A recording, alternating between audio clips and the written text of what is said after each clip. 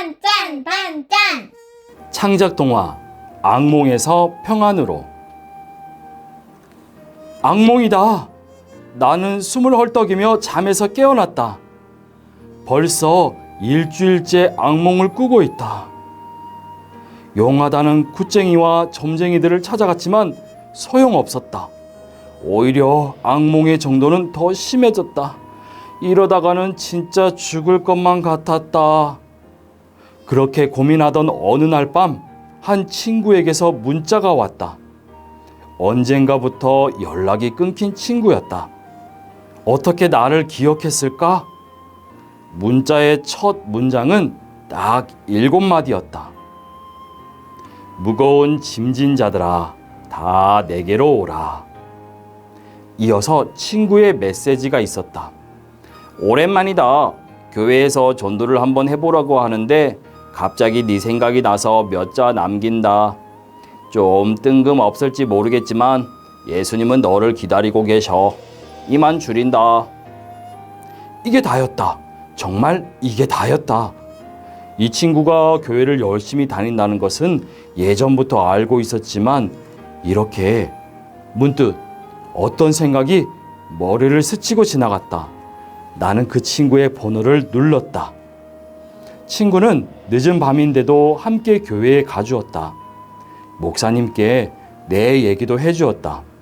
그러자 목사님이 내 머리에 손을 얹고 한참 동안 기도를 해주셨다. 다시 집에 왔다. 나는 별 기대 없이 잠을 청했다. 눈을 떴다. 내가 구름 위에 서 있었고 어떤 빛나는 존재가 나에게 다가오고 있었다. 왠지 그 빛나는 존재가 오랫동안 알고 지낸 사람처럼 친근했다. 그 빛나는 존재는 나에게 다가오더니 내 머리에 손을 얹었다. 그리고 다시 손을 떼었을 때 그의 손에는 기름때처럼 시커먼 것들이 쥐어 있었다. 그는 옅은 미소를 짓더니 하늘로 유유히 올라갔다. 언뜻 본 그의 손에는 동그란 구멍이 나 있었다. 나는 천천히 눈을 뜨고 주위를 둘러보았다. 다시 내 방이었다. 따뜻한 햇살이 내리비치는 창문을 바라보았다. 저절로 웃음이 나왔다. 나는 더 이상 악몽을 꾸지 않는다. 꿀처럼 달고 소금처럼 귀한 말씀 먹고 자라나는 안디옥교회 초등부 친구들 반갑습니다. 지난 한 주간도 말씀 큐티 잘 하셨나요? 오늘은 큐티를 하기에 앞서 큐티책 92쪽에 있는 창작 동화를 읽어보았어요. 악몽을 꾸는 주인공이 친구의 도움으로 목사님의 기도를 받게 되고 그 후로는 더 이상 악몽을 꾸지 않게 되었다는 따뜻하면서 재미난 이야기였죠. 여러분 가운데 주인공처럼 악몽을 꾸는 친구가 있을까요? 오늘 저와 함께 말씀 큐티를 잘 한다면 더 이상 악몽을 꾸지 않을 거예요.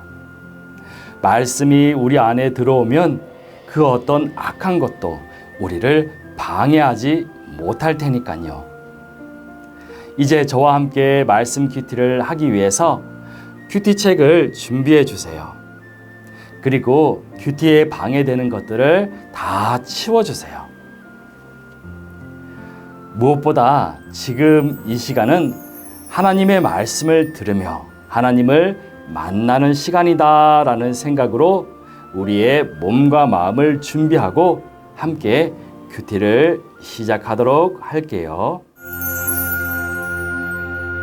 오늘 6월 4일 토요일의 큐티 제목은 모든 것이 하나님의 은혜예요. 오늘의 말씀 고린도전서 15장 7절에서 11절 말씀을 다 함께 큰 목소리로 읽어볼까요? 그 후에 야고보에게 나타나셨고 그 다음으로 모든 사도들에게 마지막으로 달이 차지 못한 채 태어난 사람과 같은 내게도 나타나셨습니다. 나는 사도들 가운데 가장 작은 사람이요 사도라 불릴 자격도 없는 사람입니다. 이는 내가 하나님의 교회를 핍박했기 때문입니다.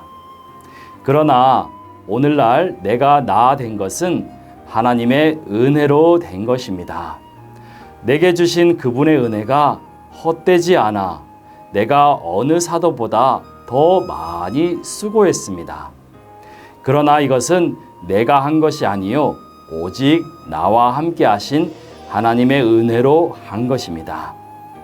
그러므로 나나 그들이나 우리가 이렇게 복음을 전파하고 있으며 여러분도 이렇게 믿었습니다. 아멘.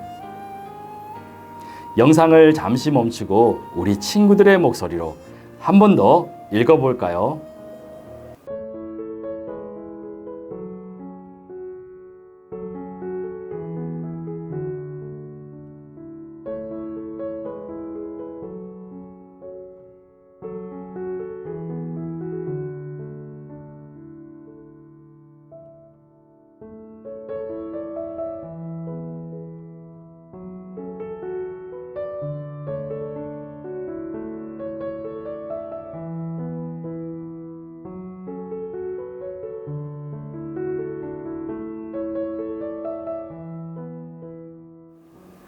오늘 말씀에서 바울은 모든 것이 하나님의 은혜라고 고백했어요.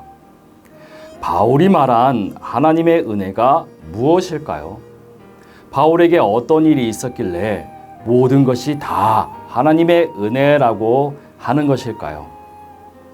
먼저는 구약 성경에 기록되고 수많은 선지자들이 예언한 대로 예수님이 이 땅에 오셔서 우리를 대신해 십자가에서 죽으시고 부활하신 일이 은혜라고 했어요. 그리고 부활하신 예수님이 베드로에게와 12 제자들에게 나타나셨고 이어서 500명이 모인 자리에 나타나셨고 마지막으로 바울에게도 찾아오신 일이 은혜라고 했어요. 사실 바울은 예수님을 만나기 전까지는 예수님을 믿는 사람들을 괴롭혔던 사람이에요. 예수님이 하나님의 아들이심을 믿지 못하고 예수님을 믿는 성도들을 때리거나 잡아서 감옥에 가두었던, 그래서 교회를 핍박하던 바울이었어요. 그런 바울에게도 부활하신 예수님이 찾아오셔서 바울을 변화시켜 주셨는데요. 바울은 예수님과 만남이 은혜라고 고백했어요. 예수님을 만났을 뿐만 아니라 예수님을 전하는 사도가 되었는데요. 바울은 과거에 못된 짓을 많이 했기 때문에 교회와 하나님께 너무나 죄송한 마음으로 다른 제자들보다 더 열심히 예수님을 전했어요. 이렇게 사도가 되어서 예수님을 열심히 전하게 된 것이 자신이 잘나서가 아니라 하나님의 은혜로 열심히 할 수 있었다고 고백했어요. 오늘 우리도 바울처럼 모든 것이 하나님의 은혜라고 고백할 수 있어야 해요. 하나님이 나를 지으시고 우리 가정에 보내주신 것, 예수님을 나의 구주로 고백하고 전주 안디옥 교회 초등부에서 예배할 수 있는 것이 하나님의 은혜입니다. 건강하고 지혜롭게 자라나는 것도 모두 다 하나님의 은혜입니다. 라고 고백할 수 있어야 해요. 하나님의 은혜를 고백하고 하나님의 도우심을 구하며 살아가는 사람에게 하나님은 더 많은 은혜를 부어주시고 좋은 길로 인도해 주시지요. 비록 뒤늦게 예수님의 제자가 되었지만 가장 많은 일을 하였던 바울처럼 말이에요. 오늘 말씀을 기억하면서 하나님의 은혜에 감사하고 또 하나님의 은혜를 기대하며 하나님이 가장 사랑하고 아끼는 사람으로 자라나는 여러분 되시기를 바랍니다. 그래서 바울처럼 예수님의 죽으심과 부활을 전하며 살아가는 초등부 여러분 다 되시기를 축복합니다. 말씀을 기억하면서 우리 함께 기도해요. 하나님, 오늘의 저를 만들어 주신 하나님의 은혜에 감사드려요. 바울처럼 겸손히 하나님의 은혜를 전하는 삶을 살 수 있게 도와주세요. 예수님의 이름으로 기도합니다. 아멘.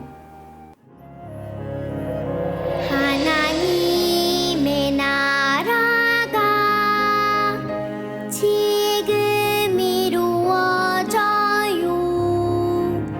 우리의 손과 발에서 지금 이루어져요.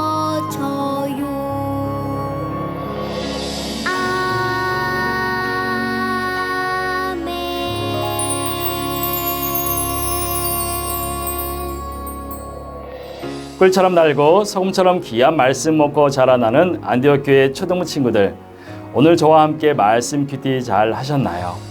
내일은 하나님께 예배하는 주일이죠. 몸이 아프거나 교회에 오지 못하는 친구들은 집에서 영상으로 꼭 예배를 드리기 바랍니다.